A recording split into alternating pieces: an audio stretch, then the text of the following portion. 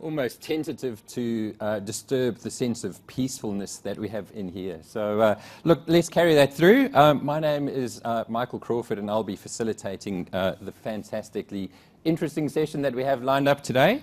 I would like to welcome all our visitors here, so people external to AMP firstly, and then also AMP board members, AMP staff, the media, and also people attending on the World Wide Web. So to set the scene, all Amplify sessions have had fantastic take-ups, and both from inside the room and without, and we look forward to continuing that here again. This session is set to expand our thinking. If you thought blockchain was simply about Bitcoin, well, let's think again.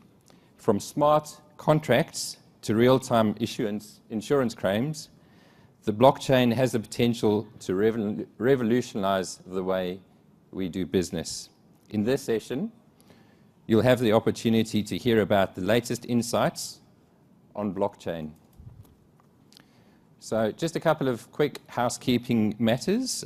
So I will, in terms of the run of the session, I will shortly hand over to Urvesh Shah, AMP's account manager from EdgeVerve, to introduce Brian. Brian will then speak for approximately 40 minutes and will aim to leave a little bit of room towards the end for Q&A, which will take both from the floor and then also from people via Zeetings. To facilitate the discussions, we'll have Zeetings run in the background, as has been the case for the other sessions. I would ask that when a roaming mic is made available across the room, that people please state their name and where you're from as well. For expediency, I would encourage people to ask the question first and then provide any background to the question after that if needed. And we will also have a feedback form towards the end as well. So this session benefits from the sponsorship of EdgeVerve, in particular their Infosys product. EdgeVerve is a product company and wholly owned subsidiary of Infosys, who have been a technology partner for AMP for over a decade. Infosys has delivered many projects for AMP over this duration, including being AMP's partner in its cloud transformation and the implementation of customer management data management solutions. In partnership with banks in Middle East and India, Infosys EdgeVerve executed a pilot launch of blockchain network for international remittances and trade finance using its blockchain framework for financial services, which is a permissioned ledger that allows banks to rapidly deploy blockchain-based services. Urvesh, did I get that right? Thank you. I would now like to welcome Urvesh to the stage to provide peripheral insights into our speaker, Brian Forde. Urvesh, over to you.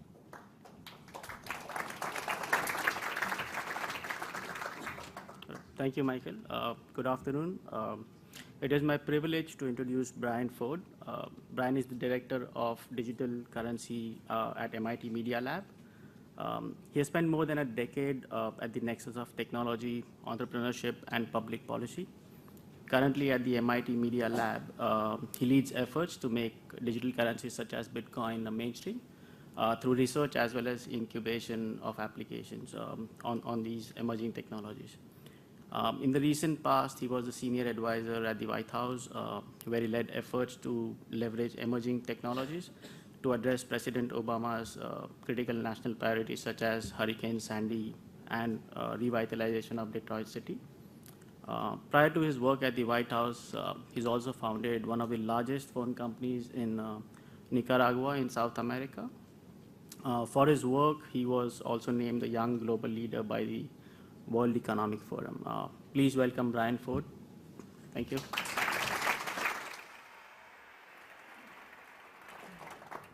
Hello. How are we doing? Very well.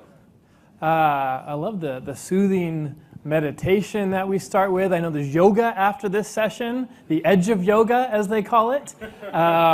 Pretty exciting. Thank you so much for the kind introduction. My name is Brian Forde. I'm a senior lecturer at the MIT Sloan School of Management. So how many of you own Bitcoin? That is about five people. And when did you buy it? Did you buy it before this, a couple of years ago maybe? Yeah, so you're doing well. She can treat you to drinks tonight. I think like if you would have bought Bitcoin over the last year or something like that, you would have like 5x your investment. So y'all are missing out.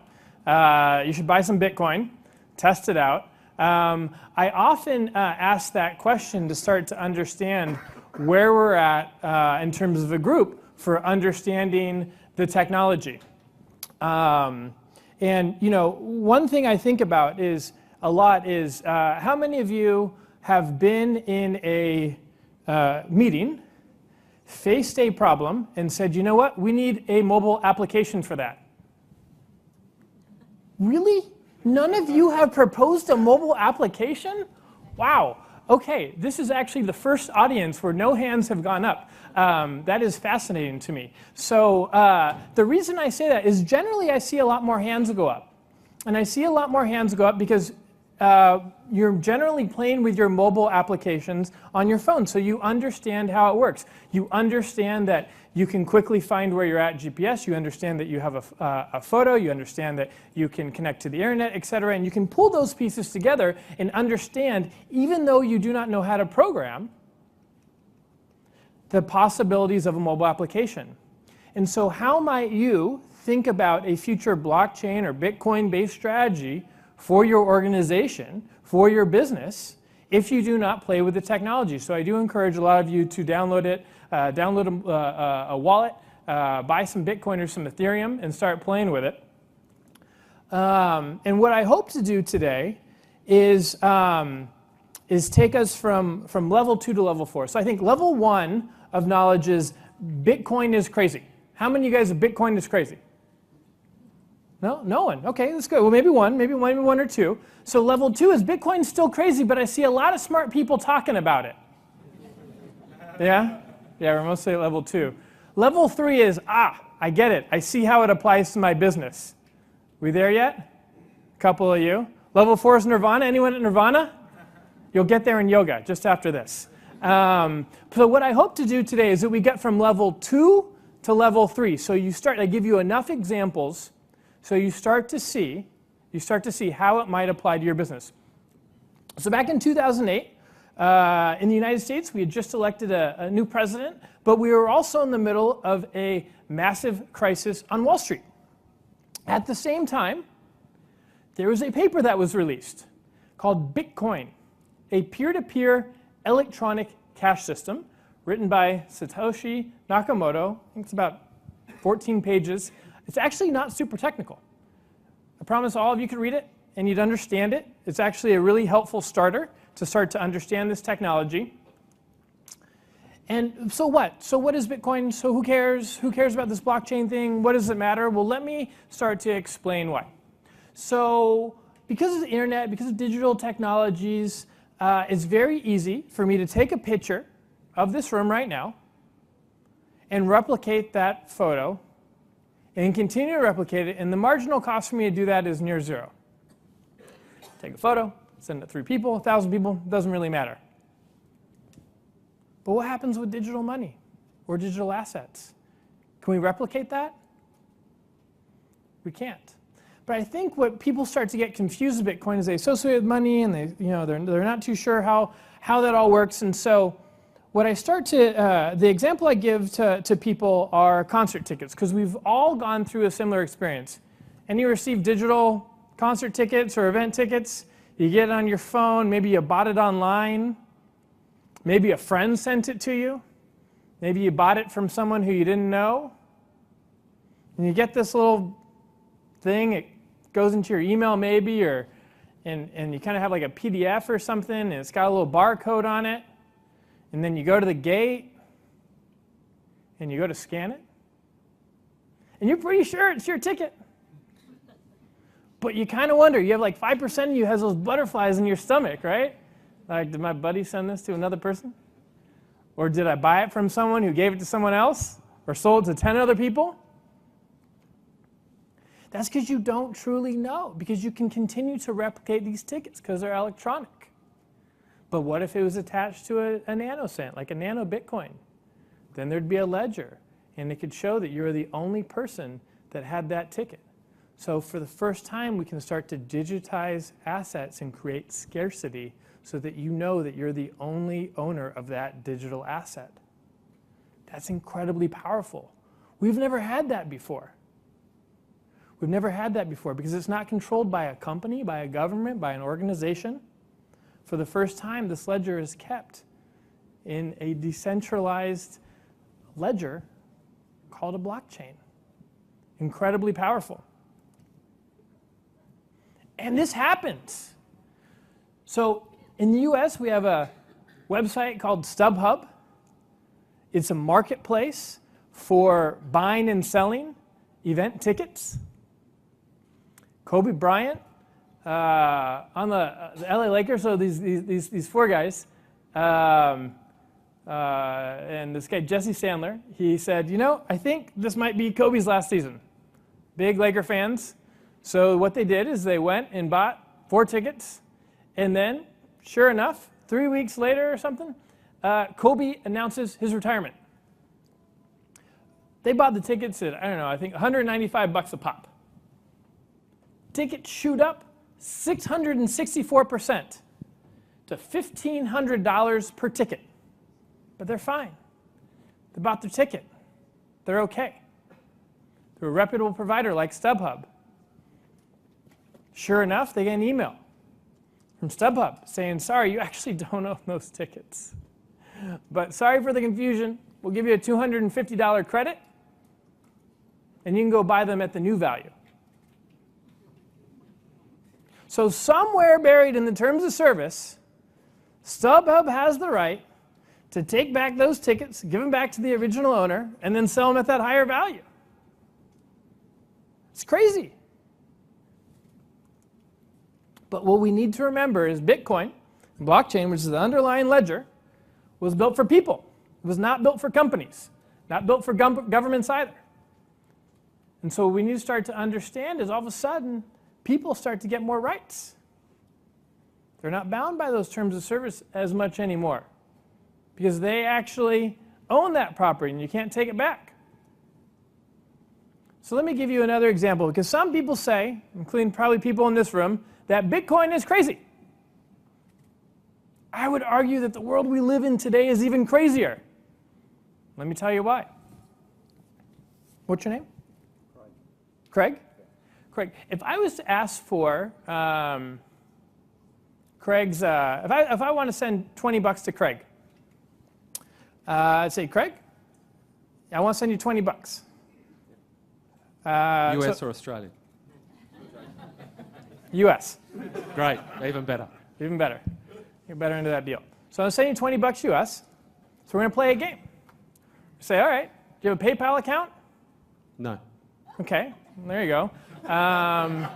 Yeah, well, do you have any other form of account? Maybe Venmo? Maybe you'll ask me about Venmo. I say, well, no, I'm over the age of 35. Like all the kids use that. And we'll go back and forth, and we'll play 20 questions to send $20. But if I say, hey, Craig, what's your email? You don't have to tell everyone. It's cool. But if I say, Craig, what's your email? You say, well, it's Craig at xyz.com. Do I ask you, hey, Craig, are you going to check Hotmail? Are you going to check Outlook? How are you going to check that? It doesn't matter, right? It doesn't matter if you check it on your iPhone, your iPad, your Mac, your PC, your Outlook, your Gmail, your Hotmail. It doesn't matter. I just send you an email. It's open and interoperable, like the internet. And that's incredibly powerful, but we don't have that with money today. We don't have that with a lot of digital assets today. But we're still playing that game of 20 questions. But with email, it's beautiful. I just ask for his email address, send him whenever I need to send him, and that's it. But we need to get to that place with digital assets and with money. And for the first time, cryptocurrencies like Bitcoin and Ethereum start to do that. It becomes incredibly powerful. And what is a blockchain? Sounds pretty confusing. But I know everyone in this room can handle a ledger. I got one look that maybe didn't. But for the most part, you know that we got debits and we got credits and we got accounts. And that's what a blockchain is. It's just a series of Bitcoin or whatever wallet addresses. And it's just, today I debit or I credit 15,000 US dollars, or maybe even a property title. We're starting to see governments do. Sweden, the country of Georgia, starting to implement this. Concert tickets or money. That's all it is. And that starts to create something that's called decentralized trust. So no one person, company, or organization owns that ledger. It's a shared ledger. Starts to eliminate intermediaries. Any of you in an intermediary business? Starts to attack that part of the business model. And if you think about it, it's actually very similar to how the internet was built. Very similar to how the internet, because we freak out, oh, but I want to have a company responsible for that ledger. But on the internet is made up of a series of open, decentralized protocols as well. We've got SMTP, and that's how we're able to send email back and forth, whether he's using Outlook or I'm using Gmail or Hotmail or whatever. Just it goes on this one protocol. Because we have this standardized protocol, we can send our emails back and forth. FTP, same for upload, download. HTTP, doesn't matter what browser you access or what website you access, you're getting the same internet. It's all run off of this protocol called TCP/IP. Now they're starting to do the similar things with cryptocurrencies. So we got money like Bitcoin. People are starting to create identity protocols. People are creating reputation protocols. People are creating marketplace protocols. What does that actually represent? That's eBay. What is eBay? eBay is money. eBay is identity. eBay is reputation. eBay is a marketplace. That's Uber. Uber is a marketplace. Uber is 5 stars, right? Identity, and it's money. That's Airbnb. Airbnb is money, it's identity, it's reputation, and it's marketplace. These platforms are starting to be threatened by what people are starting to create with these open cryptocurrencies. So you're not bound to Airbnb, you're not bound to Uber, you're not bound to Lyft. All I have to do in the future as a driver is raise my digital hand and say, I'm willing to drive. This is my identity. This is my reputation across all platforms, Uber, Lyft, whatever you want to call it. And I exist in an open marketplace. I don't care if you come to me from this app versus that app. To me, that's just a browser. It's like when you go to Amazon, it doesn't matter if you access it from Chrome or Netscape or Firefox, it doesn't matter, you're getting the same thing. These are the things that start to open up. This is the famed economist Hernando Soto. And he's based in Peru, and what he's spent his lifetime studying is the value of having a transparent and clear title to your property. He believes that if you have clear, transparent ownership ledger of your property, then that gives you the ability, as a small business owner, to use the ownership of your home to get a loan and propel you to the middle class. And this right here is actually the picture of like an analog. All these things make up what a property looks like in Peru. But now you're seeing governments who want to create transparent ledgers for property title. So if a government was to come in and say, oh, no, you don't own that property, now my friend owns that property, and this happens all too often, what you'll have is a clear and transparent ledger that a government cannot change.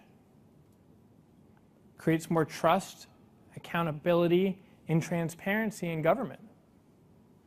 Incredibly valuable.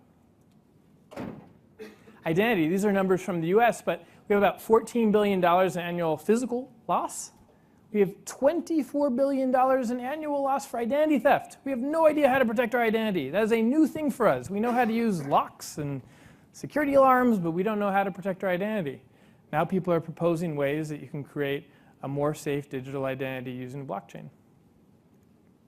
Or medical records. So one experiment that we are testing out at MIT is called MedRec, and putting that on the blockchain. What I think is so incredibly powerful about this is, I think that the average American has about 15, 16 doctors in their adult lifetime, which means you have about 15 to 16 different medical records that are generally not connected. And what this does is all of a sudden it puts the power back in the patient's hands to have control of who accesses that data now using a blockchain. And this lack of interoperability for healthcare records, according to the Premier Healthcare Alliance, costs 150,000 lives and $18.6 billion per year in the US alone. That seems like a problem worth tackling for countries that don't have integrated healthcare record systems. Or emerging economies are looking at the opportunity for financial inclusion.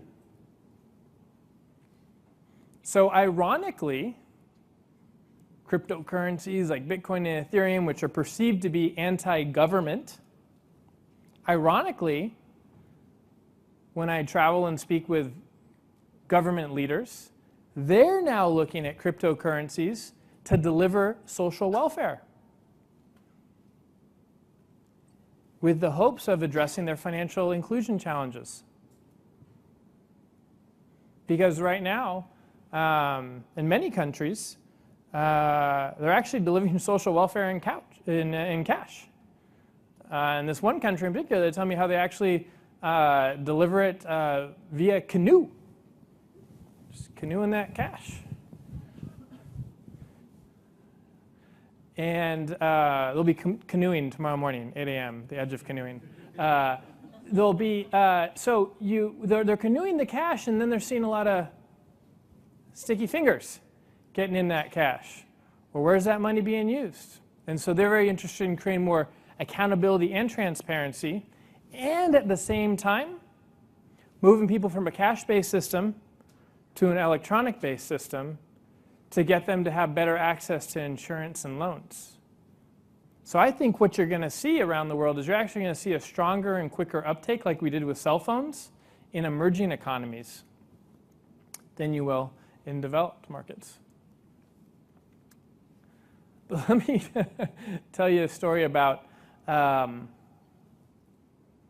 that kind of blew my mind. So many of you, I assume, have moved on from the DVD players.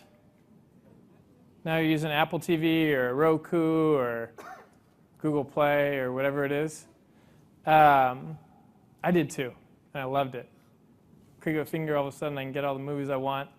And then I wanted to watch Star Wars. But I wanted to catch up on the movies before it was coming out. And so what I quickly found out was that if I wanted to do that, I had to pay $100. Seemed like a lot of money to buy all these movies. I just wanted to rent them. I don't know. I wanted to pay $20. So what does one do? Well, I still had a DVD player hanging around. So this is living in DC. I went onto Yelp, as one does. I typed in DVD rental store, searching for one. I found Capital Video Sales, 1.5 stars. Probably not the greatest. Kind of expensive, $3 signs. But nearby, it is on DuPont Circle. So I clicked it. Clicked the call button, because I was a little worried that they might have rented all of their Star Wars movies coming out. Called them. Said, hey, I just wanted to, before I head over there, I just want to make sure that you guys have your, the latest, or I just kind of rent the, 6 episodes of Star Wars. And they said, sir, we don't have Star Wars in stock. I said, oh, okay, I got it. They go, that's a shame. I said, we just don't even carry Star Wars. Oh, why? What kind of store is this? So, sir, you've called an adult video store? It's the only video store in town. And so what happened was, this isn't like commentary on DC, around the world, all these DVD stores have gone bust. But what I realized is that when we lost DVDs, we lost our agency. We lost our ability to be able to buy and sell, right? To be able to rent. We actually lost options, and now we can only go to Amazon or Apple, and we're stuck paying those prices. So we lost some optionality. If you buy a book on Kindle, you can't play it on your Nook. You can't read it on your Nook. And I found that, so I started digging. I got really curious. Well, I got mad, and then I got really curious. So I started Googling around to kind of understand this problem. As it turns out, in the United States, it's illegal to sell your iTunes tracks. So when that button says buy, that's actually a lie. Because if I bought it, I own it. If I own it, I can sell it. If I own it, I can rent it. Not so as we moved over to the digital world. And this was kind of crazy. I didn't even know about this. So as it turns out, every time Star Wars has been re-released, they've changed it. So that time you saw it in the movie theater, and then you rented it on VHS, and then you rented it on Laserdisc, then you rented it on DVD, then you saw the new re-release version in iTunes, they have a whole list of changes. Go in there if you're a Star Wars geek, geek it out on a Wikipedia page. And it'll tell you all the ways that it changes. So you've even lost your fidelity of content as we've gone digital. And so what people are starting to do now is to say, well, how can we use blockchain to be able to address this? Which goes back to our earliest point. How can you turn digital assets into actual assets? Because the concern when we went to digital was that, oh, well, if this guy or gal downloads this movie, then they can replicate it 1,000,000 times, and I lose my money as an artist. Fair enough. That's a fair argument. That's a fair argument. But now, for the first time, we have a system that can do digital record keeping. So what you could do is you can append a song or a movie to a nanocent, similar to how we talked about that ticket. If I've got that nanocent in my wallet, I have the right to play that movie. I have the right to play that TV show. I have the right to listen to that song. But if Craig wants to buy it from me, I can send that digital nanocent to him.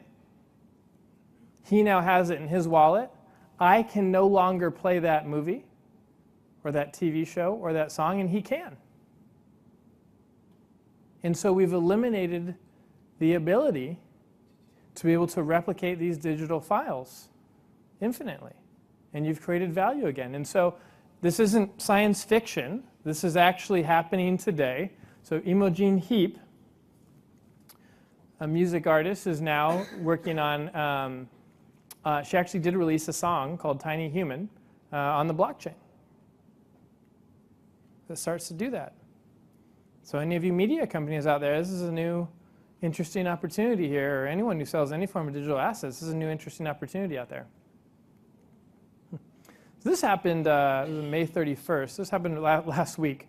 So this is a new thing, new way to raise money. It's called an ICO, initial coin offering.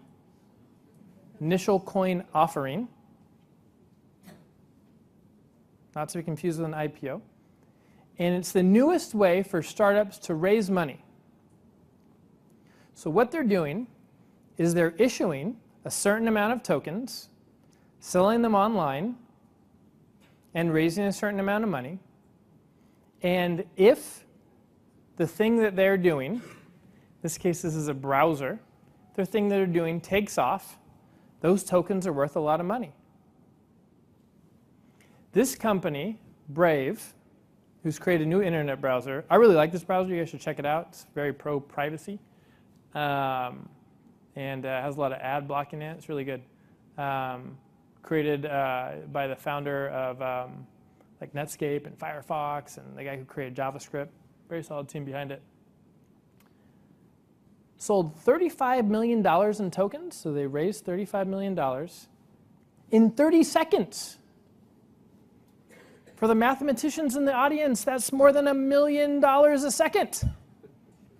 That is a lot of money. Do you know how long it would take Brendan, the founder of this company, to be hitting Silicon Valley to get all of that money? It'd probably take a couple months. And he sure as heck wouldn't raise $35 million for a Series A. But he did it in 30 seconds. I know of about 5 to 10 other ICOs that are coming out in the next couple of weeks. And when I talk to these entrepreneurs, they say, 35 million in 30 seconds, why aren't we raising 50 million? It's crazy. But this is now what's happening. What people are doing is they're starting to bet on the future protocol. So in this example, what this browser does is they don't like advertising. Many of us don't like advertising. And so what they do is they strip out the advertising.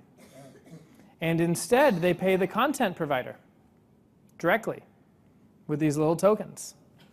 And so you go to a website, your favorite newspaper, you read an article, it then gives them, I don't know, a penny, 2 pennies, whatever it is. And these are the tokens that it's used to pay. And so if this becomes popular, if this becomes the adopted way to pay content providers, be it a young star on YouTube or an indie TV show or a movie, and that becomes the adopted format, this is a bargain for all the investors. And this is what's going to happen. If the identity protocol that someone sells, if the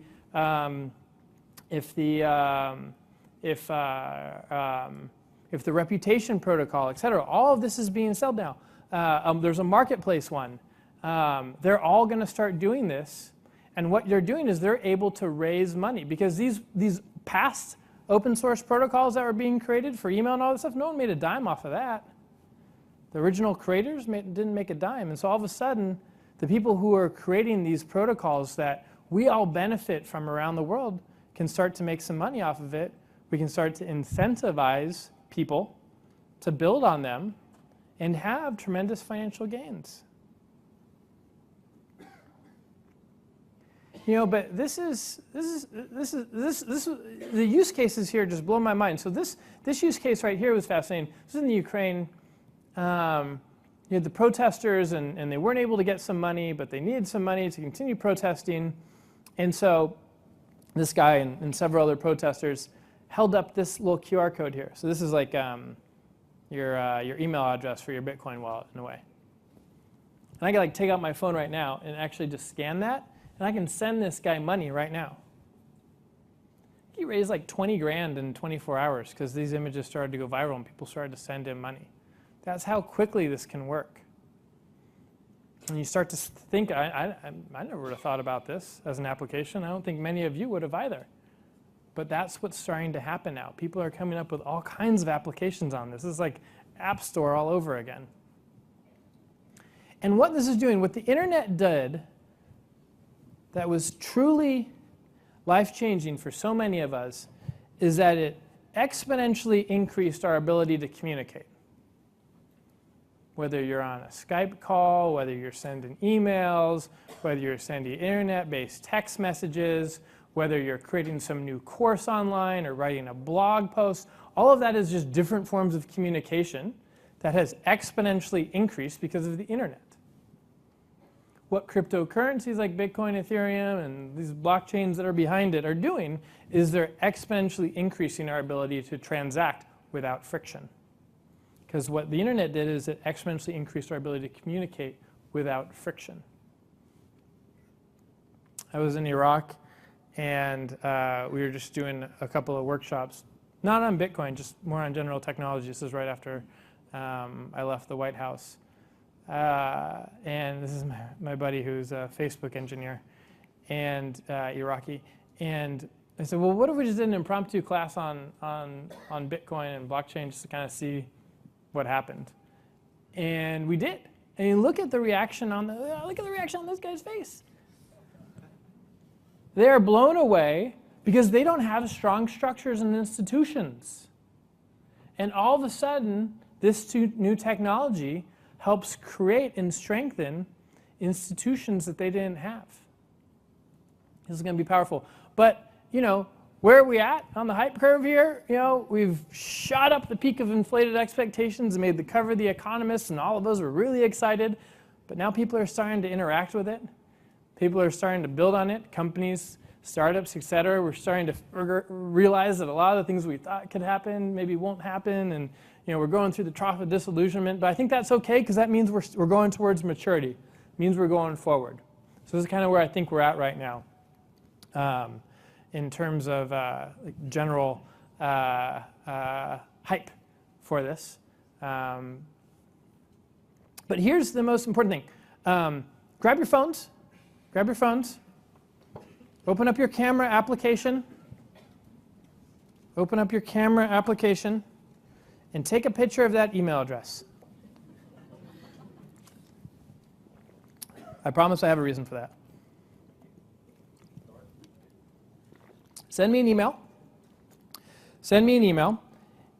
And what I'll do is I'll instantly reply to you. Not instantly, but I'll reply to you. Maybe on the plane ride home tomorrow.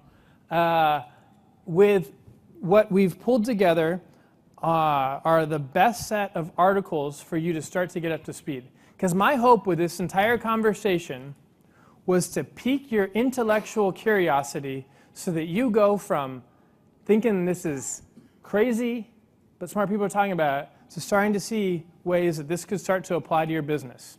What I'll do is I'll send you a blog post that breaks it down and says, if you have a spare 30 minutes, read these 4 articles.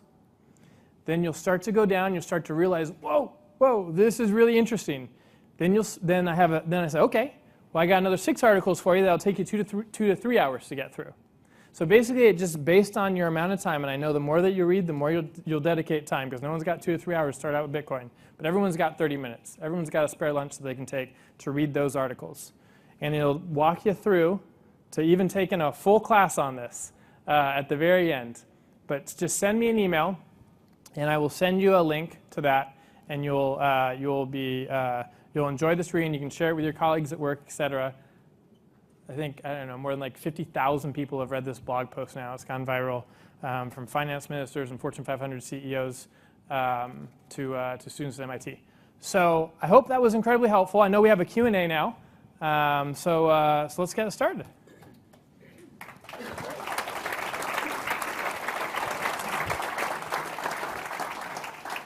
Thanks very much, Brian. I did say at the beginning of the session, be prepared to have your minds expanded. And let's just do a little bit of yoga here, if we may. So can I just ask for a quick show of hands, who's had their minds blown? Yeah, the possibilities are endless. Now, I did agree with Brian before that we would try and leave a little bit of extra time for Q&A. So we've got a little bit of capacity to take some questions here. Just to start off with, to make sure that the technology is working, we've got our Zeeting's website up in the background as well, also for those on the World Wide Web. If you wanted to participate and help with some of the questions here, you will also see that you're able to vote on the questions as put forward. So if you like the question, give it a like on the website, and that would pop it up towards the top of the question list, and vice versa as well, of course. Now, Brian, let's take a seat. This is where the real learning takes place. No dumb questions, I promise. I sometimes think there are dumb questions, but honestly, I've yet to hear a dumb question in audiences like this. So this is, please ask your questions, because I promise you there's 10 other people thinking that same exact question. Thank you, Brian. So we'll have mics coming around in a second. When the mics reach you, can I just ask that you stand up, please, for the cameras, and then again just clearly state your name and your organization as well. Brian, just to get us kicked off while the mic finds the first person, and we do have quite a few people with questions here. Fundamentally, Bitcoin is about trust. Yep. How does that work?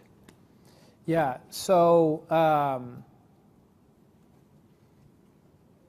I think what we're starting to see more and more is that it's harder to trust our governments and harder to trust our corporations.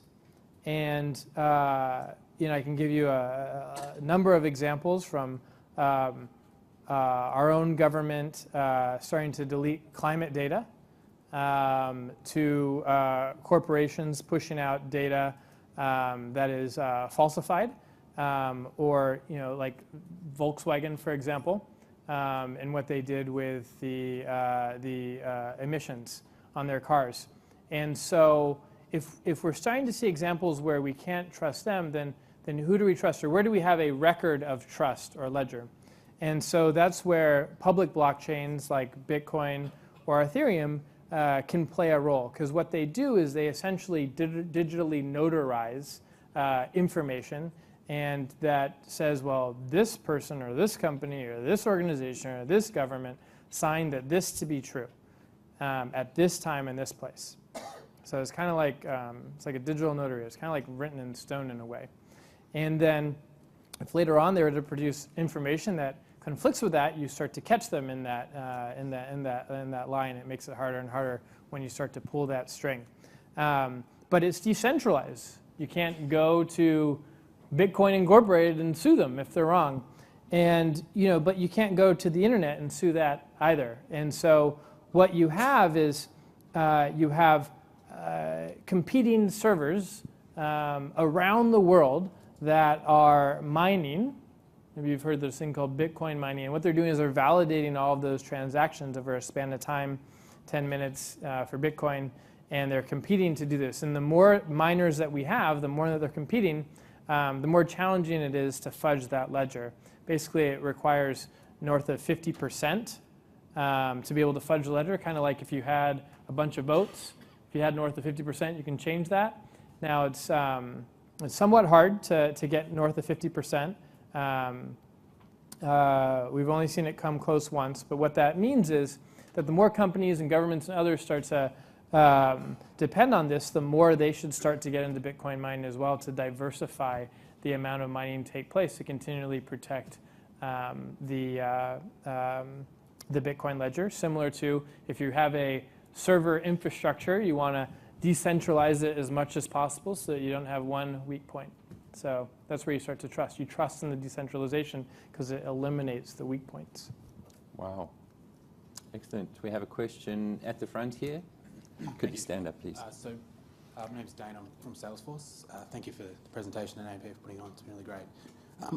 I've been following the R3 consortium since its inception, and I'm interested to know your thoughts on that, given it seems to be more of a private blockchain, which seems to be counterintuitive to the value proposition. That's right. So based on that, I'm interested to know who is doing blockchain well in the enterprise financial services space. Yeah. So I know. And apologies for interrupting there, but maybe if we can just unpack one or two of those terms as well, just for the accountants in the room. Yeah. So I think what I'll try to unpack is private versus public blockchain, but I'd prefer not to offer judgment on all of and any of the different companies, just because everyone's experimenting with different ways, and we have no idea how it's going to work out. But I'll tell you how I feel about public versus private blockchains. How about that? So a public blockchain is like Bitcoin or Ethereum. And you can think of a public blockchain like the internet. It's open and interoperable. Anyone can access it. Anyone can write to it. There's no gatekeeper. A private blockchain is like an intranet, where there are a certain number of people or organizations that come together and create their own ledger. And you have to think through, what are you trying to accomplish as a company or as an organization, and how does this best address that? In certain instances, a private blockchain may be useful because maybe it can do more transactions per second. Maybe for some regulatory reason or some other reason you want to keep things more private and you can have more control. Or in other instances, maybe the public doesn't trust that you and a consortium of banks, for example, control that ledger, and they would prefer that it is on the public ledger where no one can fudge it. And so you just have to understand the differences between a public and a private blockchain. I think the number one misunderstanding that people have, I see people just talking right past each other, is they say blockchain, but they don't specify and say public or private blockchain. And so they just go, boom. And so what I would encourage you to do if you're having a conversation about blockchain and someone says, well, why want to blockchain that or blockchain this? Say, well, what are you talking about? Are you talking about public blockchain or are you talking about private blockchain? I'm talking about private blockchain. Or they may say, I don't know. Or they may say, it doesn't matter. And then you say, well, it does. Let me explain to you how. Internet versus intranet. And then you can get to a very practical, relevant dialogue about this. So thank you for your question. That's a really important distinction to make, and probably the first thing you should bring up when you're in a meeting talking about this. Thank you. We had some questions at the back. My name is Charles Lee from AMP. I've got two questions, if it's okay. The first one is regarding the new protocol called Interledger Protocol, ILP. I know you showed a slide on FTP, HTTP protocols and all those. And this one's a new protocol that's meant to be for payments. So as you may know, some of the overseas payments may take 3 or 4 days. Doesn't go through on weekends, outside of working hours and so on. But this protocol is meant to serve a purpose similar to that of emails via POP/SMTP. So just want to hear your views or what you think the potential is for such a protocol that's just been released recently. You said it's the Internet of Protocol? It's called Interledger Protocol. It's been released by Ripple Labs. I see. So they're the number 3 on the cryptocurrency rankings. And they've just donated that to the W3 organization. Okay, got it, yep. So just want to hear your thoughts on something like that. So I'm not super up to speed. I actually was not aware of that announcement with the W3C. But Ripple as a platform is similar to some of these others. Kind of gets back to your question as well. A lot of banks are starting to adopt it, and people are finding success with it. So it's one of many alternatives out there. But I do like the direction that they're going with donating it to the W3C, which is the organizing body that helps define some of the internet standards out there, in particular to browsers as well. And so it's very helpful when you start to move some of these more private-based technologies to the public sphere, so that more people can. So I think that's a really smart move on their part. Second question is on the total market cap for cryptocurrencies. Yep. It hit 100 billion today. Quite a milestone. So sorry, it hit 100 billion? 100 billion US in dollars. In what currency? In US dollars today. So it climbed up from 90-something billion, I'd say. Bitcoin did, or all currencies all did? currencies, yes. Oh, all currencies, yes. Yeah. Bitcoin did not, that's right. So I'd just like to hear your views on I was about to check my phone. I was like, what just happened since I stepped on stage? Because Bitcoin's at 47 billion. I was like, did it just double in 40 minutes? Holy crap. It's gone up by about 15%, I think. So I'd just like to hear your views on how far do you think it can go in, let's say, 3 to 5 years? What do you think the total market can be, maybe $1 trillion or even more? What's your view on that? If I knew that, I probably would not be on stage right now. I'd be just trading back home. I have no idea. I mean, we just saw a big pop, up to, I don't even know what we're at today, 2,700 or something crazy. And some of the people that I really respect who have been in this for a while have actually sold a lot of their Bitcoin because they think it's too high right now. But you also see at the same time that people are creating new cryptocurrencies, like that example I gave you earlier with Brave that in 30 seconds created $30 million. That's a lot. And you're going to see more and more of those happening in the coming months and coming years.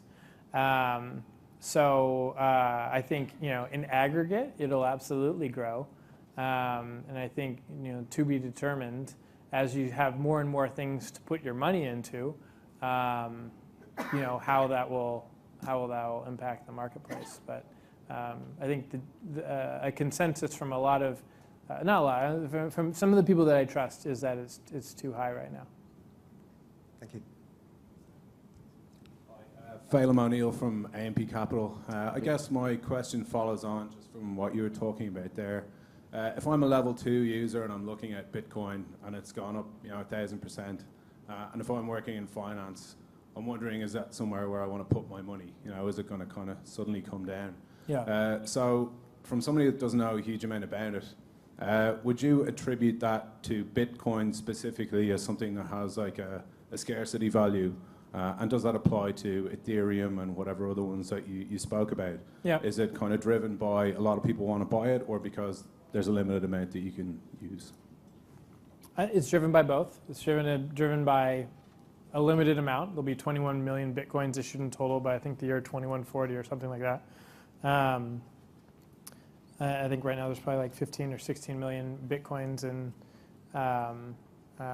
out there, and all of a sudden there's some pent-up demand, and it's driven by you see Bitcoin spikes when you see banks shutting down in Greece, when you see I think Japan was the latest reason why I don't know, people always have like different. You just look at watch your geopolitics and then watch Bitcoin, because they're generally relatively in sync.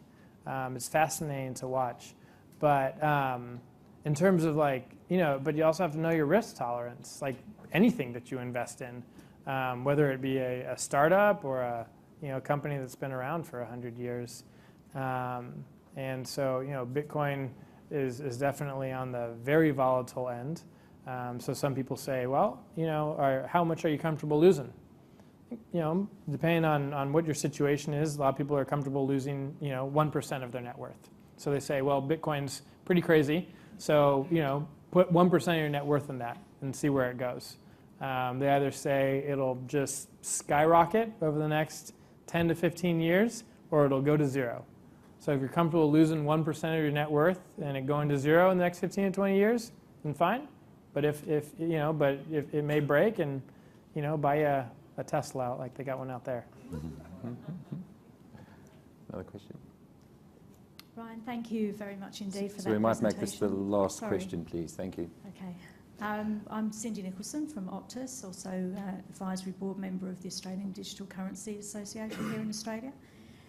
Very curious of your thoughts around the resource intensiveness of replication of nodes across the miners. So what she's referring to is that to be able to mine a Bitcoin, it requires a lot of compute power, or people need to expend a certain amount of energy, and they're constantly competing and expending more and more energy around the world. And that's what kind of creates a barrier for why people might want to do it. And so I think what you have to, there's obviously concerns about the environment, which I'm not sure if that's kind of the track you want to go down, but the environment certainly is one concern.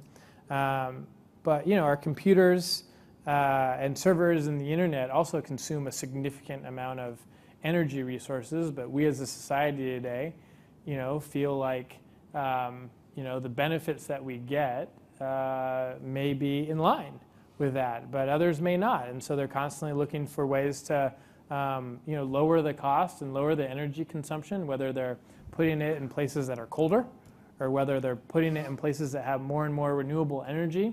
And so my hope is that mining companies will follow the similar track, and you start to see them doing that anyway, to not only go where they make a deal with the local utility company in China that has excess energy and it may not be the cleanest, to actually going to places where you have cleaner, more renewable energy. But yeah. Thanks so much, guys. You've been fantastic. Just before we wrap up quickly, one or two things. Let's just thank Brian for his time here today. You've really stretched us.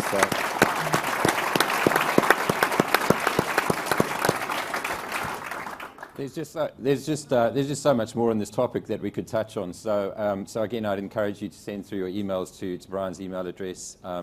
Questions on regulation, questions on value, questions on how long do we still have cash in the economy for. So let's take that away and touch base with Brian afterwards. Thank you very, very much, everyone, and we'll now hand you back to our yoga